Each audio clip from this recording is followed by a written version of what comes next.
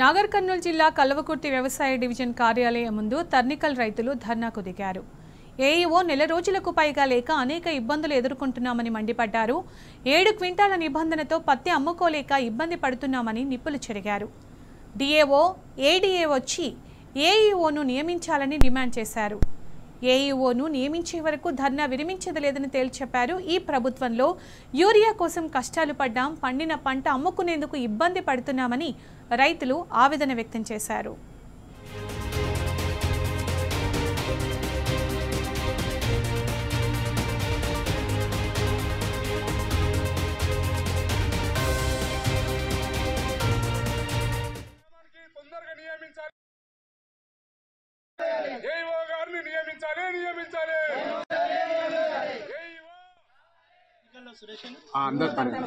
తర్నికల్ గ్రామము, కల్వకుర్తి మండలం, నార్కల్ జిల్లా.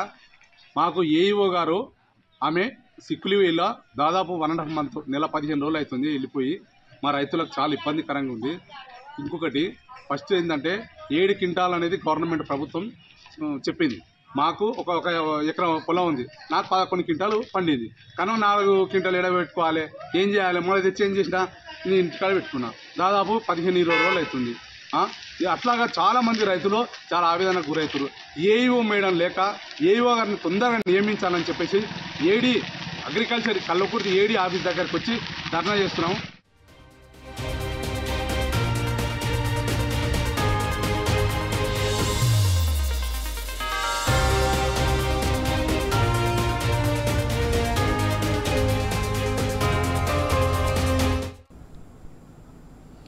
ఇక ఇదే అంశానికి సంబంధించి పూర్తి సమాచారం మా ప్రతినిధి శేఖరాచారి అందిస్తారు. శేఖరాచారి, రైతుల ఆవేదనకి సంబంధించి మీ దగ్గర ఉన్న సమాచారం ఏంటి? ఏఈఓ ఖచ్చితంగా రావాలని వాళ్ళు డిమాండ్ చేస్తున్నారు కదా.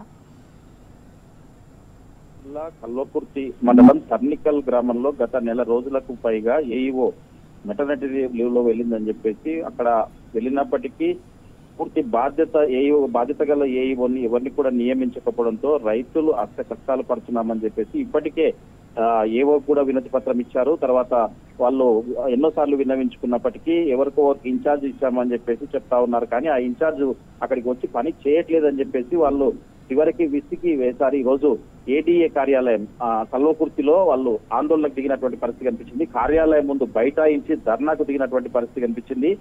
ఏఈఓ లేక అనేక ఇబ్బందులు పడుతున్నామని చెప్పేసి ఇప్పుడు ఉన్నటువంటి ప్రస్తుత పరిస్థితుల్లో పత్తి అమ్ముకోవాలంటే ముందే అనేక కొర్రీలు ఉన్నాయని చెప్పేసి ఎకరాకు 7 క్వింటాల నిబంధన అంటే అధిగమించాలంటే ఖచ్చితంగా ఏఈఓ ఉండాల్సినటువంటి పరిస్థితి వచ్చిందని చెప్పేసి గత కొద్ది రోజుల నుంచి కూడా 7 క్వింటాలే కొన్నటువంటి ప్రభుత్వం మరి దాన్ని ఎక్కువ కొనాలి అంటే ఖచ్చితంగా ఏఈఓ దాన్ని అప్డేట్ చేయాల్సినటువంటి పరిస్థితి ఉంటుంది. ఈ పరిస్థితుల్లో ఇప్పటికే పత్తి అమ్ముకోలేక అనేక ఇబ్బందులు పడుతూ సిసిఐ కొనుగోలు కేంద్రాల వద్ద పడిగాపులు కాస్తున్నటువంటి క్రమంలో దీనికి సంబంధించి 7 క్వింటాల నిబంధనను అప్డేట్ చేయించుకోవాలంటే ఏఈఓ వద్దకు వెళ్ళాలి. ఏఈఓ వద్దకు వెళ్తేనే అప్డేట్ అవుతుంది, అతను వాళ్ళ పాస్వర్డ్ లోనే అవుతుందని చెప్పేసి దీనికి సంబంధించి ఏఈఓ లేక అనేక ఇబ్బందులు పడుతున్నామని చెప్పేసి ఎవరిని అడగలే పరిస్థితి దృష్టికి వచ్చిందని చెప్పేసి కూడా రైతులు ఆవేదన చెంది ఈ రోజు ఏడీఏ కల్వకుర్తి కార్యాలయం ముందు ఆందోళనకు దిగినటువంటి పరిస్థితి కనిపించింది. ఇదొకటే కాకుండా చాలా సమస్యలు ఉంటాయని చెప్పేసి ఏడీఏతో రైతులకు అవినాభావం సంబంధమే కాకుండా చాలా సమస్యలు చెప్పుకోవాల్సి, అంటే పంటలకు సంబంధించినటువంటి రకరకాల సమస్యలు కూడా చెప్పుకోవడానికి అవకాశం ఉంటుంది. వాళ్ళు ఏఈఓ నివృత్తి చేయాల్సినటువంటి అవసరం ఉంటుంది. ఇవన్నీ ఉన్న క్రమంలో ఏఈఓ లేక అనేక ఇబ్బందులు పడుతున్నామని చెప్పేసి తాత్కాలికంగా నియమిస్తున్నటువంటి ఏఈఓలు ఎవరు కూడా ఉండట్లేదని చెప్పేసి కూడా వాళ్ళు ఆగ్రహం వ్యక్తం చేసినటువంటి పరిస్థితి కనిపించింది. గతంలో యూరియాకు ఇబ్బందులు పడ్డాం, చివరికి పండించినటువంటి పత్తిని అమ్ముకోవడానికి, వరిని అమ్ముకోవడానికి అనేక ఇబ్బందులు పడుతున్నామని చెప్పేసి ఒకవైపు మొక్కజొన్న అమ్ముకోవడానికి కూడా ఇబ్బందులు పడాల్సినటువంటి పరిస్థితి వచ్చిందని చెప్పేసి ఖచ్చితంగా వెంటనే ఏఈఓ నియమించాలని చెప్పేసి డిఏఓ తర్వాత ఏడీఏ వీళ్ళంతా కూడా వచ్చేసి ఏడీఏ కార్యాలయం వద్ద పూర్తి స్థాయిలో ఉండేటువంటి ఏఈఓ నియమించాలని చెప్పేసి రైతులు డిమాండ్ చేసినటువంటి పరిస్థితి కనిపిస్తుంది. ఈ క్రమంలో డిఈఓ ఏడీఏ ఆ కార్యాలయంలో లేకపోవడంతో ఏడీఏ వచ్చే వరకు కూడా కార్యాలయం ముందే బైఠాయిస్తామని చెప్పేసి కూడా వాళ్ళు తేల్చి చెప్పినటువంటి పరిస్థితి కనిపించింది.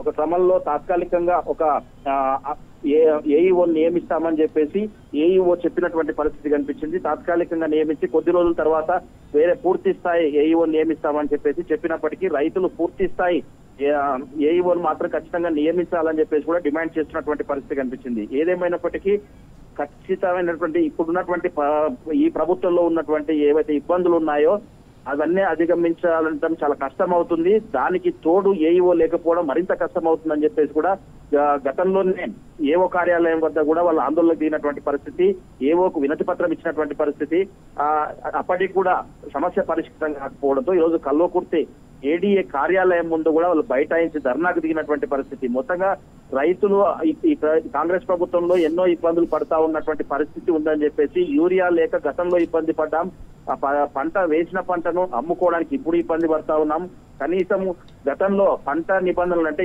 7 క్వింటాల నిబంధన ఉంటదని చెప్పేసి, లేదంటే ఈ ఫ్లాట్ బుక్ చేసుకోవాలని చెప్పేసి ముందే చెప్పలేదని చెప్పేసి కూడా రైతులు చెప్తున్నటువంటి పరిస్థితి కనిపించింది. మొత్తంగా కల్వకుర్తి ఏడీఏ కార్యాలయం ముందు ఈ రోజు రైతులైతే పూర్తి స్థాయిలో విధులు నిర్వహించేటువంటి ఏఈఓ నియమించాలని చెప్పేసి అయితే పెద్ద ఎత్తున డిమాండ్ చేసినటువంటి పరిస్థితి కనిపిస్తా ఉంది.